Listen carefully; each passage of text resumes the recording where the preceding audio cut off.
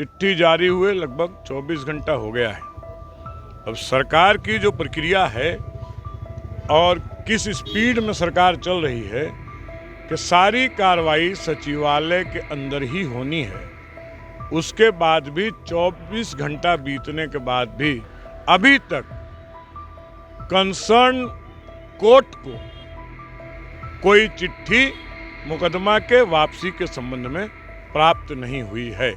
छात्र जेल में हैं और जब तक सरकार न्यायालय को बाजाप्ते तौर पर मुकदमा वापसी की सूचना नहीं दे देती है और उस सूचना के आलोक में मुकदमा वापसी का आदेश न्यायालय से नहीं होता है, तब तक तो जेल ही में रहेंगे। सिर्फ वो चिट्ठी आईवाश है, लोगों को बता दिया गया सोशल मीडिया पर चिट्ठी जारी करके कि मुकदमा वापस हो रहा है, ताकि उसका लाभ बांकीपुर विधानसभा चुनाव में मिल जाए। बच्चे पकड़े गए हैं, 100 बच्चों के गार्जियन तो इधर उधर बेचारे आज कल की उस खबर के बाद मारे मारे चल रहे हैं कि मेरा बेटा कब छूटेगा। अब तो सरकार बोल रही है कि वापस ले लेंगे, तो मेरा बेटा छूट जाना चाहिए था। नमस्कार, प्रभात खबर में आपका स्वागत है। मैं हूं आपके साथ राज कमल। बिहार में 22 जुलाई और 25 जुलाई को छात्र आंदोलन हुए थे, जिसमें अलग अलग जिलों से सैकड़ों छात्रों को गिरफ्तार किया गया था। देर रात तक उन्हें जेल भी भेज दिया गया। हालांकि छात्रों ने कई आरोप लगाए हैं, उन्हें घंटों भूखे रखा गया, मारा पीटा गया। खैर, अब सरकार ने एक आदेश जारी किया है, एक चिट्ठी जारी की है। छात्र संगठनों की लड़ाई के बाद, दबाव के बाद, मांग के बाद, अल्टीमेटम के बाद ये चिट्ठी आया है कि जितने भी छात्रों पर एफआईआर हुई है 26 जुलाई से 6 बजे से पहले तक सभी एफआईआर को वापस लिया जाएगा, सभी छात्रों को रिहा किया जाएगा। लेकिन क्या सिर्फ एक चिट्ठी से छात्र जेल से बाहर निकल आएंगे या फिर प्रक्रिया क्या है? हमारे साथ पटना सिविल कोर्ट के सीनियर वकील इमरान गनी सर हैं, बातचीत करेंगे। सर, चिट्ठी आपने देखी है? हाँ सर, चिट्ठी हमने देखी है और चिट्ठी में ये बात भी लिखी हुई है कि तत्काल प्रभाव से इसका इम्प्लीमेंट होगा। चिट्ठी जारी हुए लगभग 24 घंटा हो गया है। अब सरकार की जो प्रक्रिया है और किस स्पीड में सरकार चल रही है कि सारी कार्रवाई सचिवालय के अंदर ही होनी है। उसके बाद भी 24 घंटा बीतने के बाद भी अभी तक कंसर्न कोर्ट को कोई चिट्ठी मुकदमा के वापसी के संबंध में प्राप्त नहीं हुई है। जहां तक मेरी जानकारी है कि अभी तक, अभी से मतलब आज है 28 जुलाई शाम के 4 बजे तक मुकदमा वापसी की कोई लेटर न्यायालय को प्राप्त नहीं हुआ है। अभी भी छात्र जेल के अंदर ही हैं।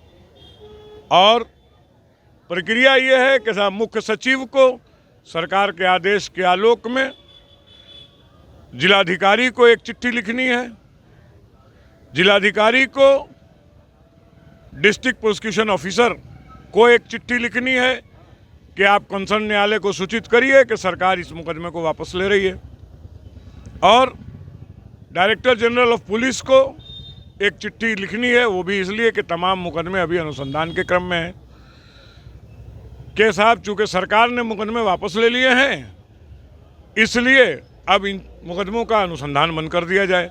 मगर इन चीज़ों में से कुछ भी अभी तक तो नहीं हुआ है। मतलब अभी भी छात्र जेल में ही रहेंगे? बिल्कुल, अभी तक छात्र जेल में हैं और जब तक सरकार न्यायालय को बाजाप्ते तौर पर मुकदमा वापसी की सूचना नहीं दे देती है और उस सूचना के आलोक में मुकदमा वापसी का आदेश न्यायालय से नहीं होता है, तब तक तो जेल ही में रहेंगे।